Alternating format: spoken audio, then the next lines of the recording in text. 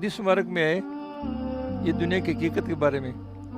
اگر ترجمہ پڑھ رہا ہوں حدیث مبارک کا. اگر چوپائے موت کا حال جانتے جیسے کہ تم جانتے ہو تو تم کو کوئی چیز چربی دار عمدہ گوشت کھانا نصیب نہ ہوتا. یہ انسان کے لیے ایک سخت تنبیہ ہے اور انسان غافل کو کچھ پرواہ نہیں.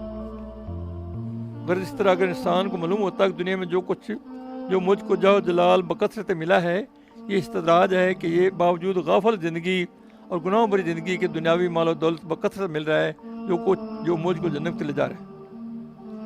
باوجود گناہوں کے دنیاوی مال کثرت مل رہا ہے تو ابھی اس کو سمجھ نہیں آ رہی کہ میرے ساتھ کیا ہو رہا ہے. اس پہ خوش و خرم نہ ہونا ہوتا. مولانا فرماتے ہیں آگے کہ دنیا پر جو یہ غفلت کا پردہ پڑا ہوا ہے اس میں یہ خاص مسلط ہے کہ اس سے دنیا کا نظام قائم ہے. ورنہ اگر غفلت کا حجاب اٹھ جاتا تو نظام عالم درم برم ہو جاتا. ہمارے سامنے نہیں نا سب کچھ پردے میں نا. ہمیں اپنی موت کا بھی نہیں پتا کتنے دن رہنا ہے. تبھی کچھ میں لگے نظام عالم اس طرح چلنا ہے.